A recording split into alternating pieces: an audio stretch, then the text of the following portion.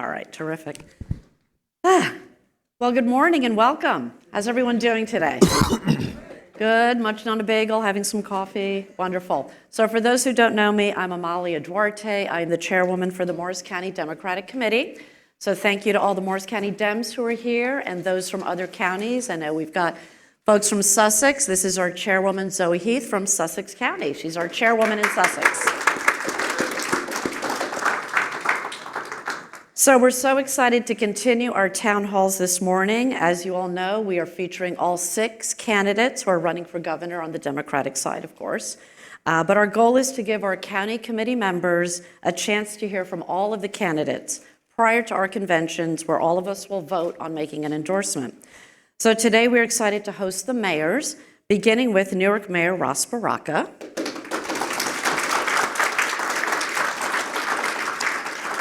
And then followed at 11 o'clock with former Montclair Mayor Sean Spiller. And at 12 o'clock, we'll have Jersey City Mayor Steve Fulop. So that'll wrap up today. So I hope you'll hang out for the other mayors as well. And then on a week from Monday, on February 10th, we're going to do a Zoom call. And that's just because that was the availability of those candidates with Congressman Josh Gottheimer, 6 o'clock on the 10th. And then our last one, again on Zoom, is with former State Senator Steve Sweeney. So please sign up for those as well. And if you can't participate in all of these events, they are being recorded. So you can catch up by watching them later. I just want to thank everybody for coming today. I know we have some elected officials here, some state committee members, municipal chairs, county committee members, and caucus leaders. So thanks everyone for coming out. And just a quick public service announcement. It is Morris County and Sussex County hosting, so we are always looking for candidates.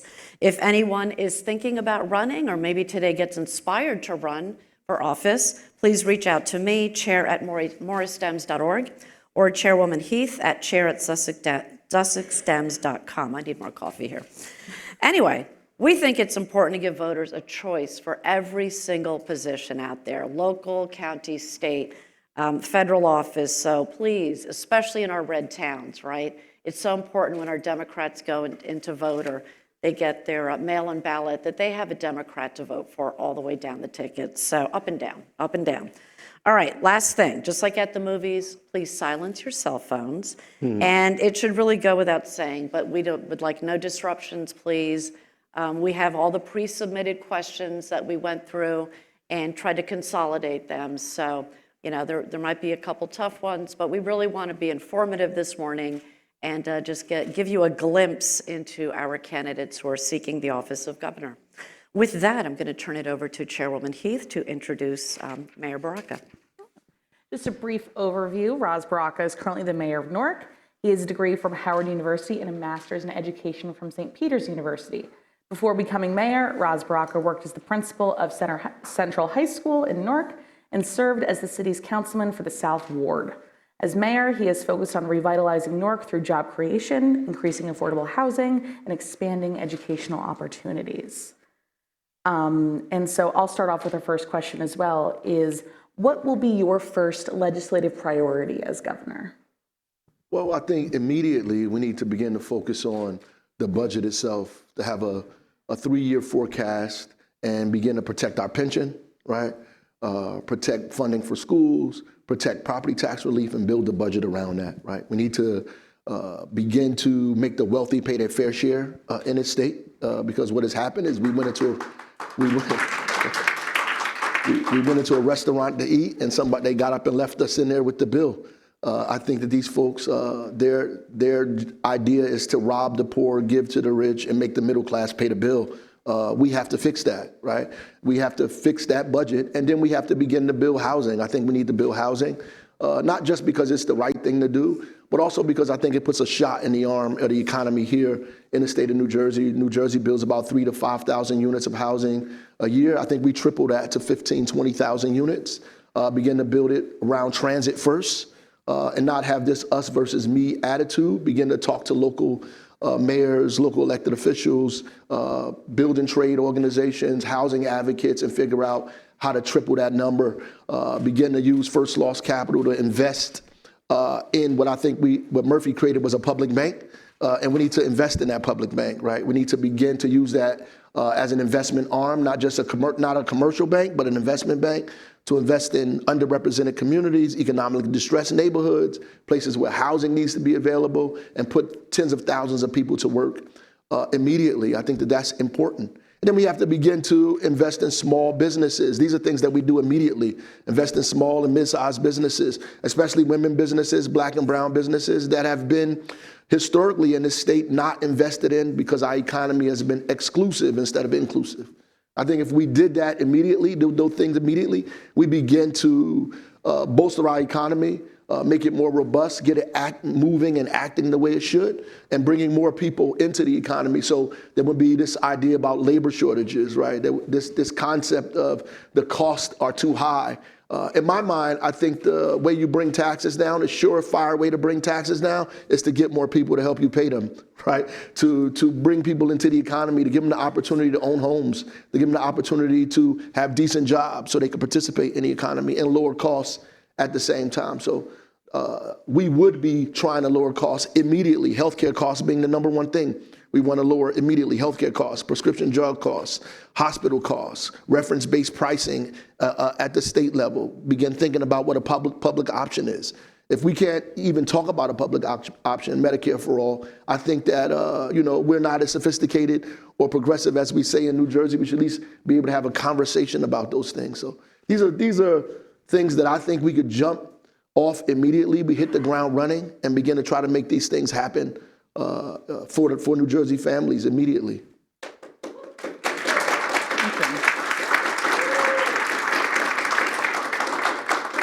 So we also received a lot of questions about affordable housing, which is a hot topic with most municipalities.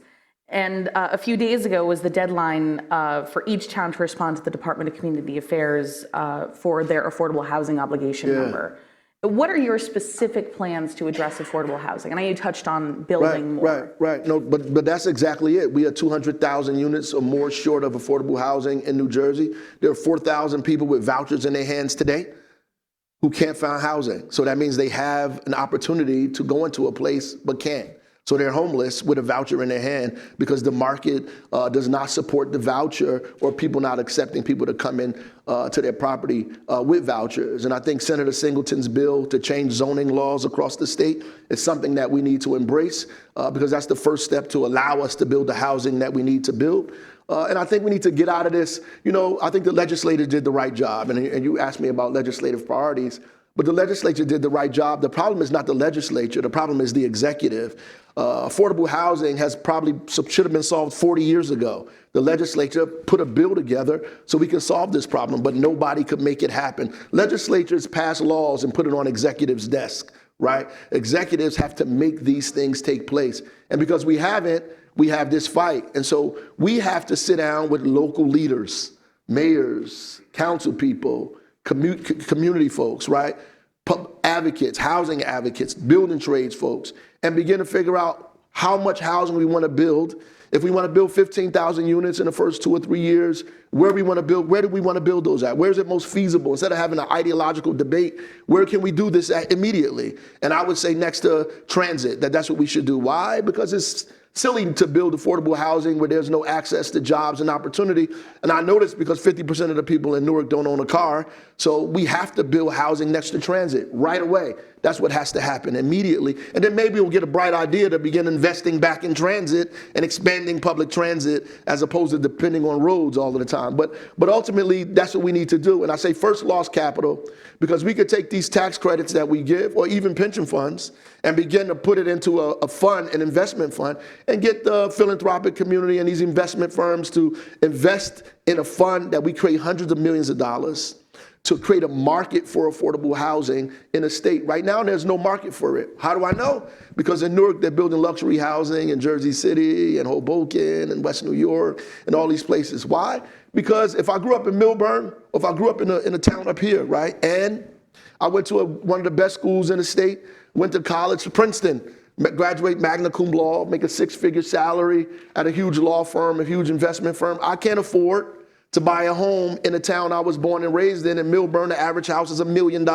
I can't afford that. So when we talk about affordability, I know people in their mind have specific people that they see, but they don't see their own children, because those are the people they're talking about. They're going to be moving to Delaware and Pennsylvania because they can't afford to live in the community they was born and raised. So what do they do with that money they make? They go to Newark.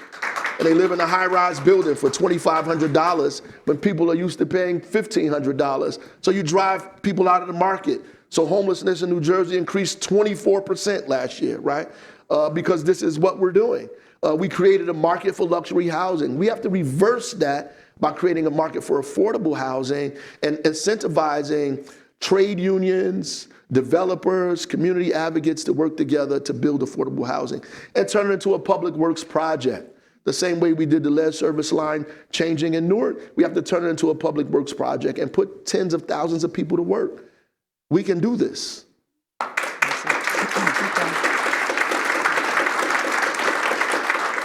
Okay, so we talked, thank you for your thoughts on affordable housing, and we could certainly spend the entire morning talking about that topic. It's a favorite of mine.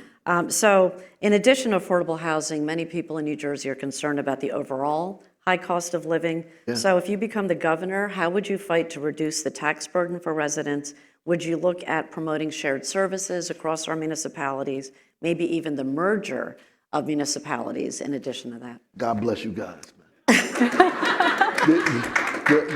The reality is people always talk about the high cost of living, but we don't want to do the difficult things that it takes to reduce those costs, right? And elected officials will tell you, oh, we're going to lower your taxes, and they're probably lying, right? And the reality is they can't lower your prices, lower your taxes until they lower the price, until they lower the cost. Because we're not selling pies out of back of City Hall, right? Or cars. Our revenue comes from taxes, commercial taxes, property taxes, whatever tax we get, that's how we pay for healthcare. That's how we pay for talent. That's how we pay for roads, for police, for fire, for everything, through your taxes. If we can't lower those costs, then we can't lower taxes. It's clearly what it is. The number one way, obviously, you have to build housing, bring people in, give them the opportunity to be a part of the economy so more people can help pay taxes. That's important, right? Secondly, we have to begin to figure out how to lower costs. And one of the highest costs is healthcare. Healthcare costs are one of the highest cost consumer products in the market that is arbitrary and continues to go up and up and up that we have no control over. These are negotiated between hospitals and insurance companies, not elected officials, not you, not anybody else. The governor created an Office of Healthcare Accountability and Transparency, but it doesn't have any teeth, right, to cap hospital spending, to kind of benchmark cost at hospitals and insurance companies, to say we're going to pay just this amount above Medicare, right? Because right now, if we just paid 150% above what Medicare costs was, we would save the state over $1 billion in 3 years, right? Just if we paid 150% above Medicare costs. We're paying 300, 400, 500% above Medicare costs. And we don't have to, right? We don't have to. We can actually lower those costs. And so that's something that we should be working on. And the last thing you said, which I think is incredibly important, is home rule, right? Because that's really what you're talking about. The reality is we have more cities in New Jersey than California, which is 8 times the size of our state. It's an insane data point, right? That we have all of these municipalities that we've made a decision to pay for, right? We have more school districts in New Jersey than we have cities. Yes, Ross. Yes. We have more superintendents than we have mayors. I mean, it's insane, right? And you have some school districts with one school in them, right? With a superintendent, a vice superintendent, a principal, a vice principal, 3 vice principals, these assistants, this thing, that thing. It's ridiculous. It's ridiculous. And so then we start complaining that it costs too much because the cost of living is increasing. You're losing students, so you're losing state aid. And now residents have to pay more because you got the same infrastructure with less students. It's simple to me, right? The reality is you should be going next door and say, hey, let's unify our school districts. Let's figure out how we can be together, how we can get more school students in our school district so we can get more money from the state, so we can pay less taxes, and we can get better services. Not only schools, we can get bright enough to say, why don't we share fire departments and police departments? Why don't we share how we invest in our roads? right? How we invest in infrastructure. Why don't we get together and figure it out? And the state should incentivize that, right? So all of the overhead costs, the administrative costs, the costs that it'll take to do the transition, the state should give municipalities who decide to make this union some tax breaks until they can figure it out for the first couple of years to get this thing right, to lower people's taxes in perpetuity. Because it makes no sense. You feel good if I give you a $2,000 tax break every year of credit, like I give you a check for $2,000. But if I don't lower the bills and the bills continue to go up and you keep getting that $2,000 check, at some point that $2,000 feels like $200, right? Or the $200 feel like $20. And at some point you're like, I don't even want this check anyway, right? The reality is we have to do all of these things, not one of them. We have to do all of these things and have the courage to talk to each other, our neighbors, about what this is, right? Because we think that home rule 50, 60, 70, 80 years ago, it probably was a good idea.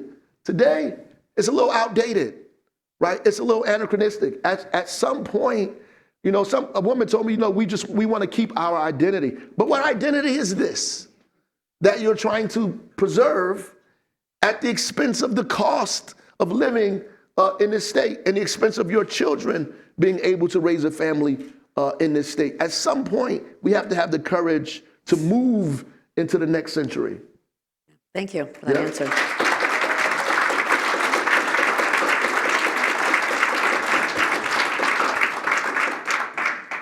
Next question.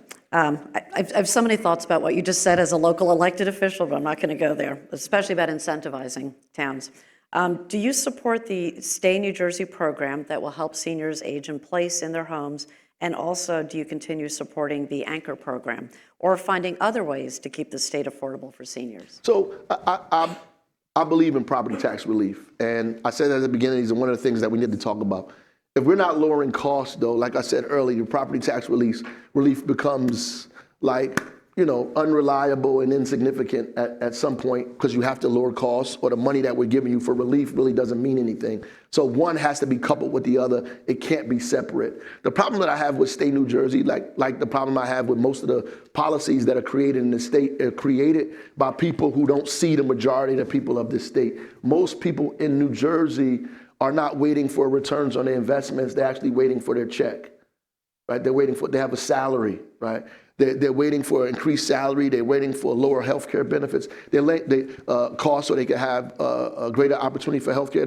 They're waiting for these things to take place. They're not waiting for returns on their investment. So to even have a discussion about people who are making $500,000 or more at the expense of the majority of families in New Jersey is problematic from the onstart.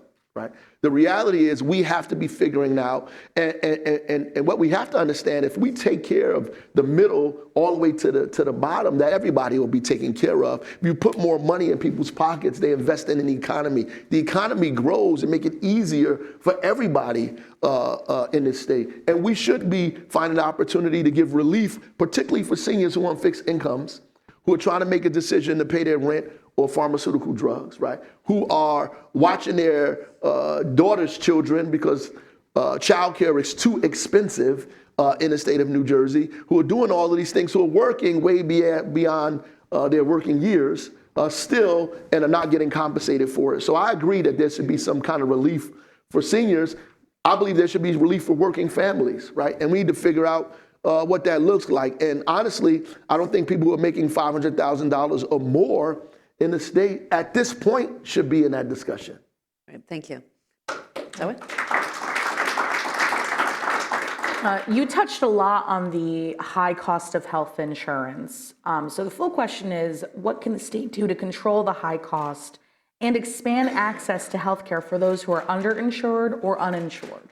So we're our own administrator in New Jersey, Medicare. Like, we can extend services to include nutrition, to include housing, to include child care costs, the social determinants of health. We can do that. And we can do that with the savings that we make if we just went to reference-based pricing, right?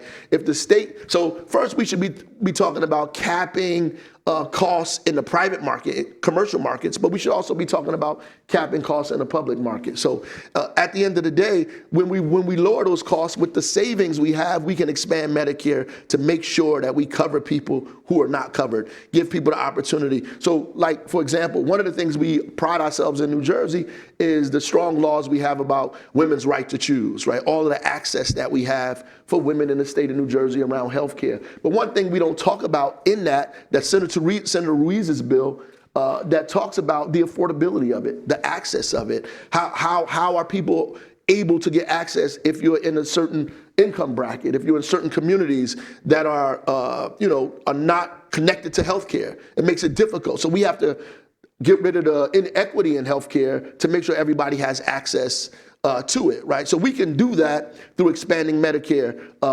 throughout the state of New Jersey. We can do that. We have the ability to do that, and we can do that by the cost savings that we make. And we have to be brave enough to have a discussion about a public option to save the state millions and billions of dollars. We can do this. We can have this discussion. We're even afraid to have the discussion because we're afraid to be labeled some kind of thing, or maybe you support Bernie Sanders and Medicare for all, or whatever it is. You're scared to say these things, but we're intelligent people, and we're free people. Hopefully, we believe in democracy and ideas, and so we should be able to debate and have these discussions around things that we think will be a cost savings for us and get access to health care for more people in New Jersey. You also talked about building more housing, specifically surrounding transit, but a lot of questions that we received was the unreliability and high cost of New Jersey Transit.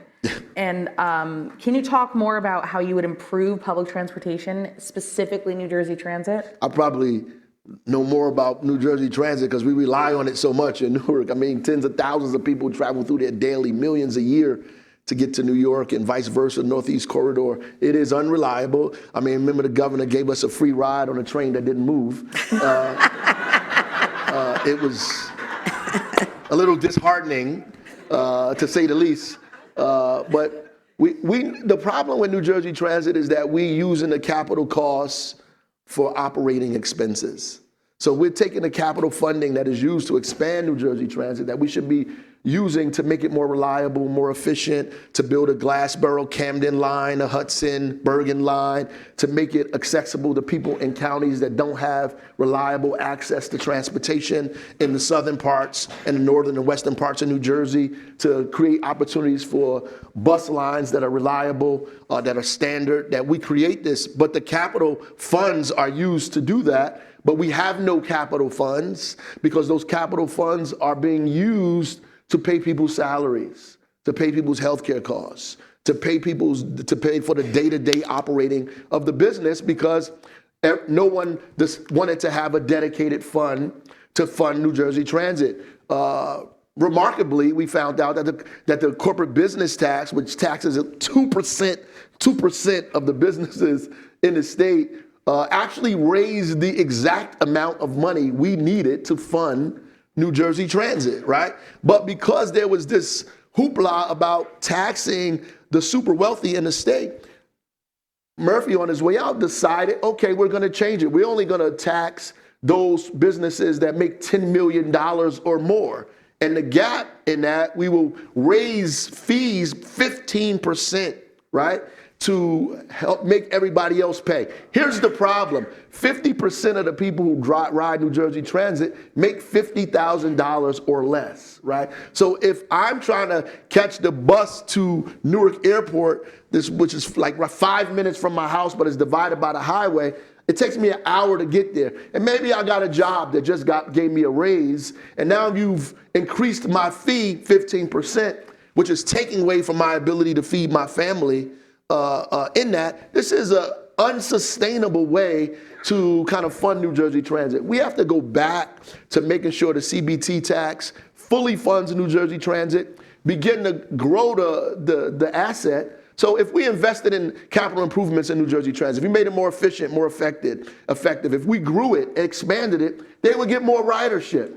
And if they got more ridership, guess what else happens? They get more revenue. And if they get more revenue, maybe one day we can reduce the corporate business tax because the revenue is coming in, but not today. Because today, that's not what's happening. So somebody has to make a hard executive decision and say, you guys have to help us pay for this because we're transporting goods, services, and workers with an infrastructure, a transportation infrastructure that makes us one of the strongest economies in the Eastern Seaboard. You have to help fund that. You benefit from it, so you have to help fund it. And not, get scared because of lobbyists and other folks who come to you and say, look, we are upset because you're asking us to pay for something and we're going to leave New Jersey. I don't believe it. All right, thank you for that answer. By the way, there's seats. If you want to grab a seat, people who are standing, there are seats. They're in there. All right, we're going to shift to a different issue. So out here in Morrison, Sussex County, the environment is of real interest to voters. So a couple of questions around that. How would your administration handle environmental and climate-related policy? Do you support the New Jersey State Pension still investing in fossil fuel companies? And the final piece of it is, do you support the New Jersey Climate Superfund Act, which aims to hold the largest fossil fuel corporations accountable? Well, I would behave the same way we're behaving in Newark now. We're on the front porch of climate issues in our city, flooding, as well as particulate matter in the air from our proximity to the port, the trucks that come through, the asthma rates that children get. So we have a cumulative impact ordinance that the state created, a cumulative impact ordinance off of the ordinance we created in the city of Newark first. We created this ordinance. The only difference is that we have to make it have teeth to make sure that, not just to say that these projects are going to cause problems, but if they're causing or adding on to the cumulative impact of environmental issues, that we can't build them, that they can't happen, or at least they have to mitigate them in the plan, find a way to invest to mitigate those issues so it won't add to the burden of an already overburdened state, right? Flooding, over 1 million people in New Jersey are in jeopardy of living in flood zones, right? And so we have to do something about our zoning ordinances statewide to force people and force when they build to mitigate for floods, right? To begin to build relief in those communities. One, to build higher, right? Two, to create basins, catch basins and flood mitigation in their development specifically, as we do in Newark. Our zoning laws force developers to plant trees to deal with the particulate matter in the air. It forces developers to use solar energy. It forces developers to take an account for flooding. And those are the things that should happen statewide here in New Jersey, right? And we have to support alternative forms of energy. Anything other than that is just ridiculous, right? Not only is it the right thing to do socially, but New Jersey is using so much energy, right? Places like Hunterdon County, they're losing power. You wouldn't even imagine, like people are losing power for hours at a time. They're off the electric grid. This is insane. So when we start talking about wind energy, we're not talking about it simply because we want a clean environment. Well, I am, but ultimately, because at this point, we don't have enough energy that we're producing to rely on one form of energy by itself. In New Jersey, I'm not talking about some way out space in the south of the country. I'm talking about New Jersey, where we're blacking out in counties here because we don't have enough. And people are arguing that, they're going to see a windmill that probably looks like the size of your thumb on the coast of the beach, but it's okay to see an oil rig out there. It just doesn't make sense, right? It just doesn't make sense. So we have to support it. Yes, I do support those things. So I will be a champion for environmental issues, for climate change, for alternative forms of energy, for green jobs, for anything that's going to help us live longer and our children to live longer than us, and be able to rely on multiple sources of energy, right? So we're not just relying on one source, which actually drives costs up and makes it difficult for us in places where energy is scarce. Yeah, great. Thank you for that answer. So speaking of children, that's a great segue into the next questions, which I think everyone in this room would agree that children in all communities deserve to receive a high-quality education. Yet in New Jersey, the quality of education varies dramatically by zip code. So what would you do if you become the governor to ensure there is greater education equity in our state? The first thing we have to do is stop arresting people for going to schools outside of their zip code. It is barbaric and savage to tell people that we're going to arrest them because they're trying to find a good school for their child. People can get in trouble in New Jersey for going to schools outside of their zip code and can be arrested for theft. This is real. This is not something I made up, right?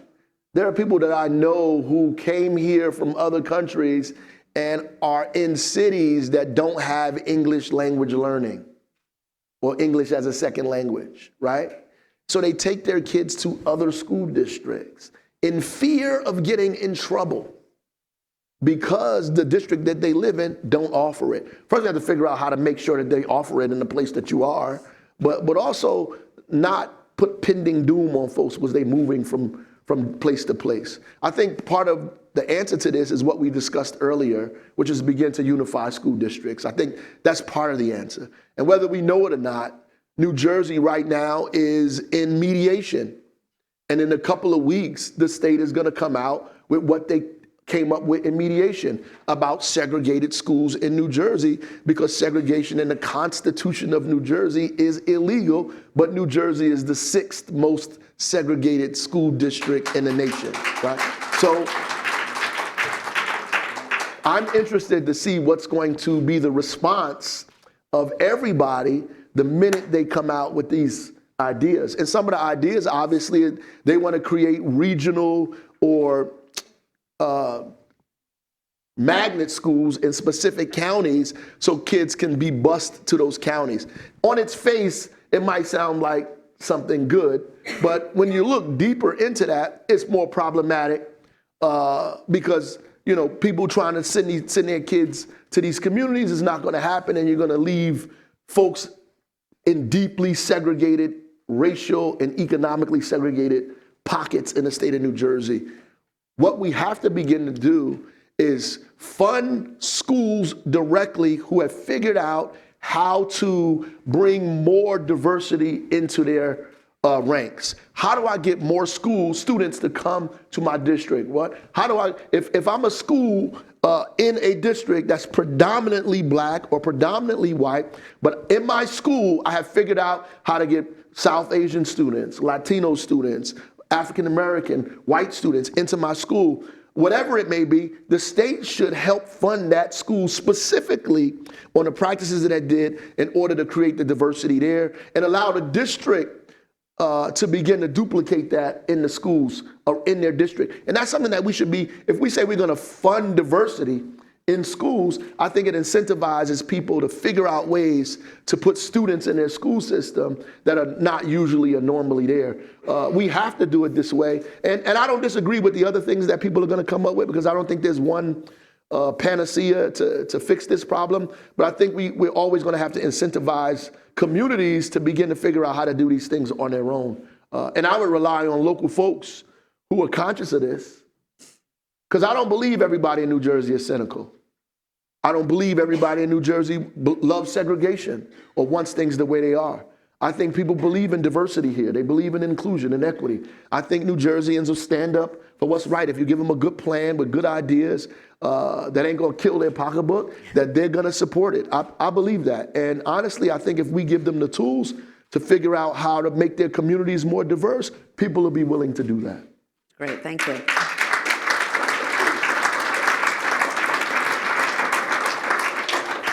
What will you do as governor to protect New Jersey residents from the harm that the Trump administration will inflict? For example, how will you ensure that the safety and well-being of transgender youth? And what measures would you implement as governor to safeguard all immigrants from harassment by ICE? Yeah, I think, number one, we support the Immigration Trust Bill, the act. We support it. We make sure it's passed here in the state of New Jersey. There's no getting around that. We have to make sure that we're not cooperating when it's legally feasible with ICE, that we're not supporting them coming here, putting up detention centers, that we're doing our best to push back against those things, that we make it so our institutions are not asking people about their status, their documentation status, that we're not denying people services and a right to be a part of our economy because of their status, that we continue those things and we protect our institutions in that way. And I think New Jersey has been doing a pretty decent job. I just think we need to continue to go forward and solidify the things we have. And the Immigration Trust Act is the first way we clap back against what's happening nationally, because I think we need to clap back against what's happening nationally. That's what we need to do. My sister was a member, and I say was, of the LGBTQ community because she was killed in the Domestic Violence Act. Her student was a kid named Sakia Gunn in Newark. We thought that it was okay, like it was easy, like we didn't really have these LGBTQ issues. And I think we were politicized when Sakia Gunn was killed on the street of Newark when I was younger. And so the reality is we've been working as hard as we can with the Shining Baraka Resource Center and other relationships we have with the LGBTQIA community to make sure that we have hotlines, that we train our police department, that we do various things that are necessary to make sure that people feel safe, that they're included and feel like they're targeted and attacked. And ultimately, we have to continue those practices statewide. These people are our family members, our neighbors. And this concept that people have in their head that there's one kind of American family, they're dead wrong, right? They're absolutely wrong. The reality is I'm glad to be in Newark, to see the diversity that exists there. American families eat black eyed peas and cornbread, mangú and plantanos, black rice and conch. You know what I mean? They do. They have people in their family who are lawyers and some who just came home from incarceration. People that are part of public schools, charter schools, some that are heterosexual and some that are homosexual in the same family, that sleep in the same rooms, in the same beds. I know this, you know this too. You try to pretend that this doesn't happen across the state of New Jersey. We know what the deal is, right? And so the reality is, if we want to represent the majority of New Jersey families, then we got to recognize the majority of New Jersey families and create policy that protects them and gives them the opportunity to grow in a diverse state like ours. Thank you. Thanks for that answer.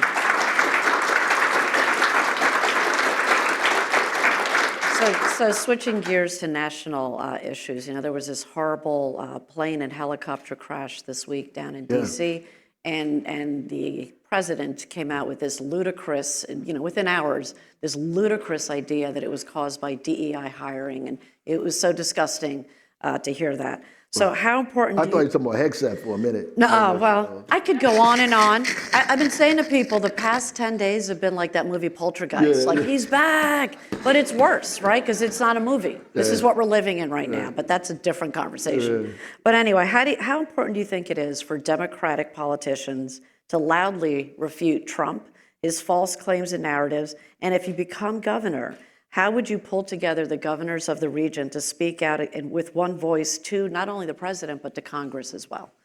Yeah, like you said, I feel like we're in the Game of Thrones here, you know what I mean? Everybody's bending the knee.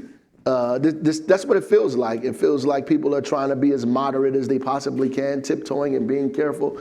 And you can't fight extremism with moderation. You can't. You can't.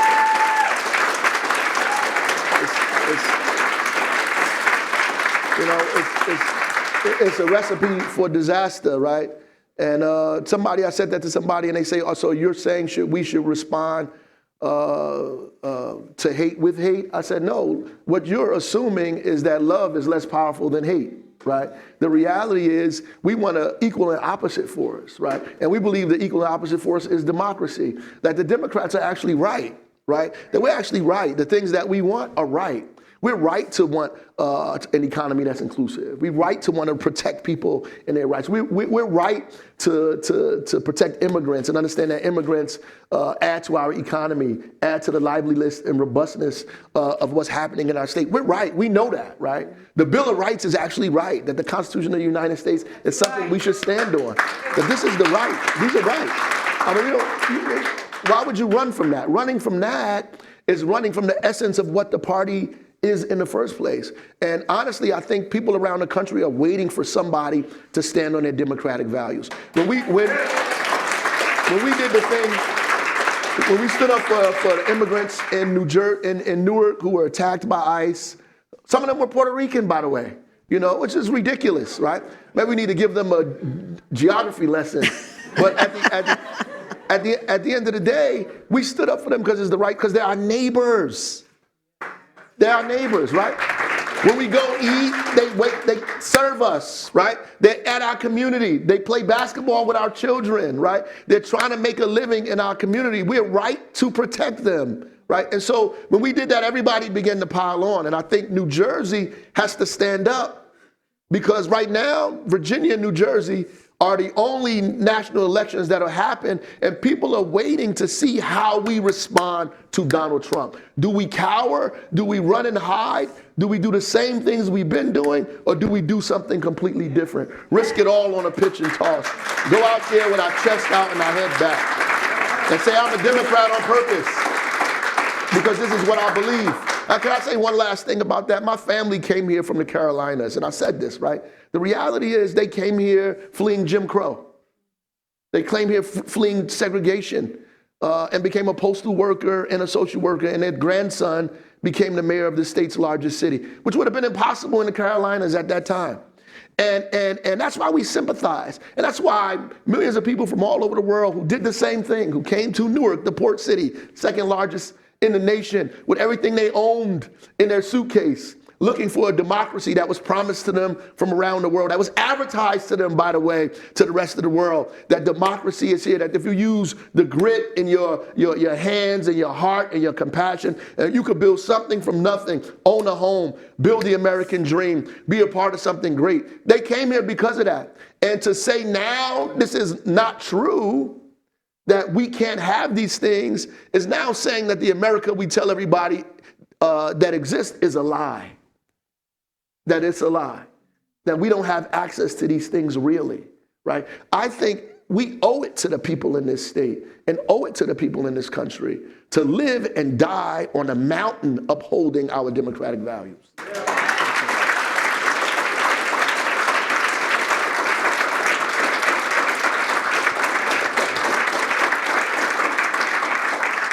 Thank you for that. But looking back at the last election, we saw a double-digit shift of Latino, Asian, and Black male voters going to Trump.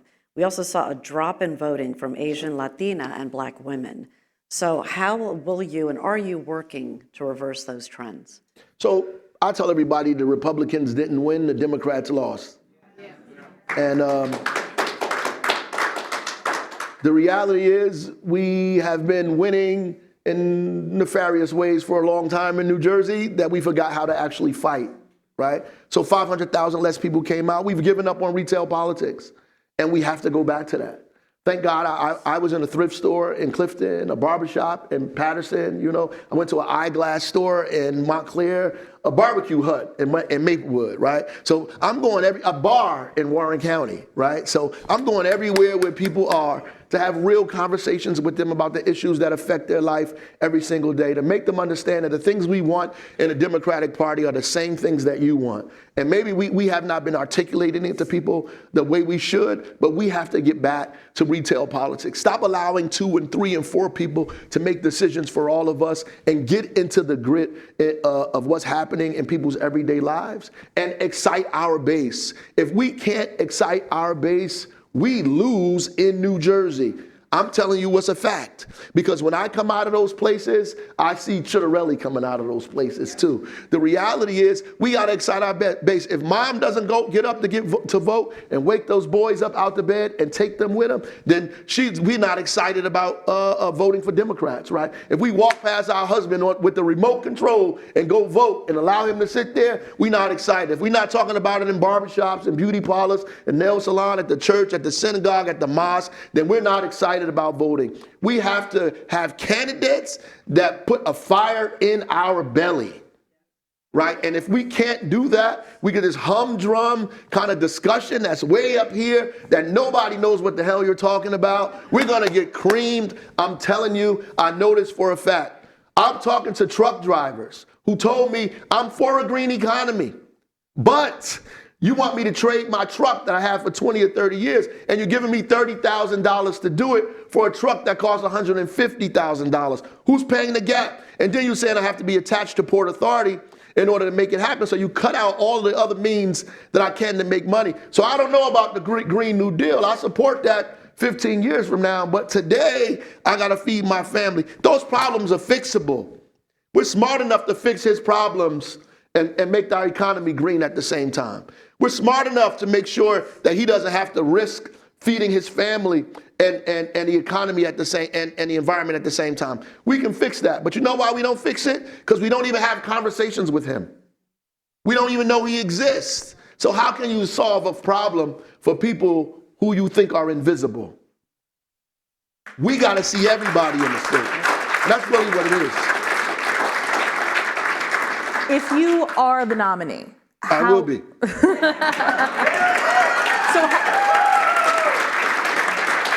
By God's grace. How will you defeat the Republican candidate? That is the way. I don't think, look, I'm not going to be chasing Liz Cheney around the state of New Jersey. I talk to Democratic leaders all the time, and it's mind-boggling to me. Like, oh, how are we going to beat the Republicans? Do you know it's like 800,000 more Democrats registered in New Jersey than Republicans? You worried about the Republicans because you are lazy and you don't have a message to get out in these communities and organize our people. You don't have to chase. You know, we could beat them twice with just the Democrats. Right? We don't even need the independents. We can just beat them with Democrats. We want independents to come and be a part of what we're doing. But I'm just telling you the demographic facts of the way New Jersey is laid out. Even in our worst situation, we can still win. Still. We have to lean on our values and give people a reason to come out and vote. You know why we lose the second time? Because we made a bunch of promises the first time and don't do none of them the second time around. And so Democrats stay home. We talk about equity and don't fight for equitable policies. We talk about what's right for the economy and don't include people in the economy. Maya Angelou says that courage is the value that's most important because it gives you the ability to practice all the other values. If you don't have the courage to be a Democrat, then damn it, you ain't a Democrat. And that's the reality of it. And the second time around, people stay home because they were looking for all of that stuff you was talking about that you didn't do. So now I don't want to go out there no more. And so now Murphy is the first Democrat to win 2 terms in 30 years. That's a reality in a state that's majority Democrat. There was 1 million more Democrats at one point. So I think we have what we need to beat the Republicans, straight up and straight down. We just have to excite our people and do the things we say we're going to do.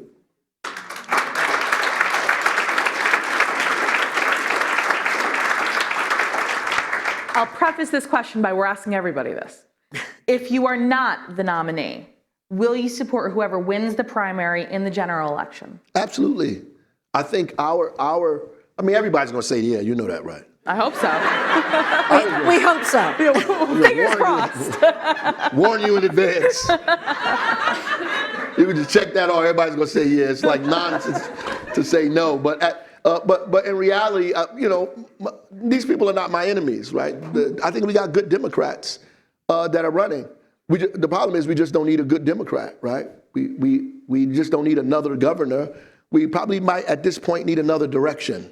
But I think that we ought to get together to make sure that a crazy person like Spadia has nowhere, oh my God, no opportunity to be next to the tree.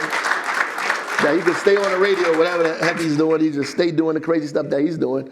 All these people that are running like are insane, right? So we have to do what we can to stop all of them, especially in the climate that we're in now.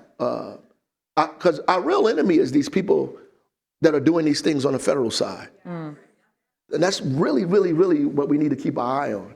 You know, so the question should be like, people ask me, how are you going to work with the Trump administration? And, you know, I know what the politically correct thing is to say, like the answer is to say to make people feel, I guess, calm and stable, I guess. But how can I work with somebody who's trying to get rid of birthright citizenship, who's against the 14th Amendment, who's gutting the Department of Justice and Civil Rights, right? Who's making it impossible for people to have access to opportunity, right? Who's weaponizing ICE and doing all of the things that they're doing, who's just saying we're gonna deny federal aid and arrest mayors in cities, right? How can you support somebody that's gonna tell you we're not gonna support the bipartisan infrastructure bill to stop the tunnel we've been trying to build in New Jersey, the Gateway, for years? How do you support that? Right? It's difficult. I mean, the politically correct thing for me to say is I'm going to do my best to work with Donald Trump. But in your mind, you're figuring out, how do you aid and abet your own destruction? Like, how do you do that? It's hard. It's hard as hell for me to do it.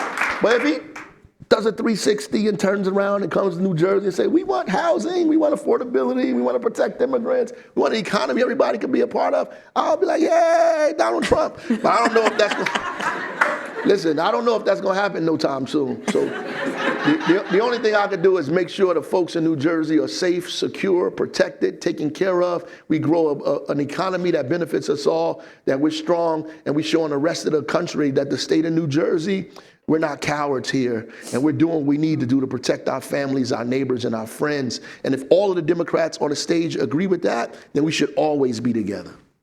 Awesome.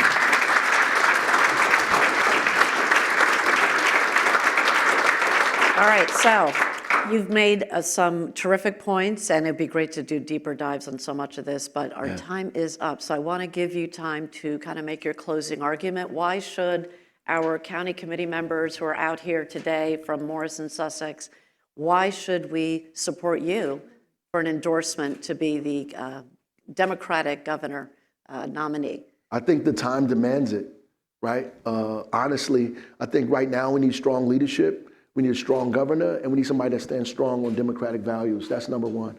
We need a governor that can get things done, that are not just pretending at the job or trying to get things done. These things that we're talking about in terms of housing and healthcare are things that we're working on now in the city of Newark, problems that we're solving, the reduction of violence, the changing of lead service lines, the addressing our climate and environment. These are things that we're wrestling with today. So we have the experience to get these things done. I'm not talking about something I want to do, what I will do. I'm talking about things I'm doing now. I'm saying we should stand up to Trump because we're doing it today. I'm not in the Congress going back and forth with this guy or voting for like the person that's voting the most for Donald Trump. That's not me. I'm not doing that. I'm not getting money from military contractors or Trump's nephews or or investment banks or firms. I'm from a working class community and a working class family, an activist, a teacher, an educator, and I represent the majority of the people in this state.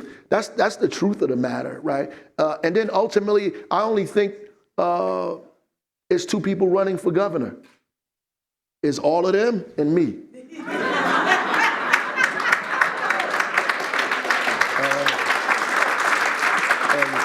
That's just the way I see it. That's the way I see it, because I think ultimately these folks, they're good-willed, good-hearted, a lot of these people, but the reality is they don't see most of New Jersey, and because they don't see us, they can't solve our problems, right? They see a very select few of people, and they think they're doing the right thing, making decisions for a very small margin of folks in the state. And I think we need a governor that sees us all, right, no matter where we are in the stations of our life, that are building an economy that will represent all of us. And I think I'm the right person for the job, uniquely qualified to do the job, uniquely qualified because I'm the mayor of Newark, and uniquely qualified because the time demands it right now. The time demands it. So I appreciate you guys. Right. All right. Thank you. Yeah, thank you. We're going to take Thank you so much, Mayor Baraka. It's been a pleasure to get to know you, and thank you for bringing a few laughs to the room as well, because we needed those laughs, right? We're going to take, let's say, a 5-minute break, so restroom, coffee, water, and then we're going to start up with our next Very welcome.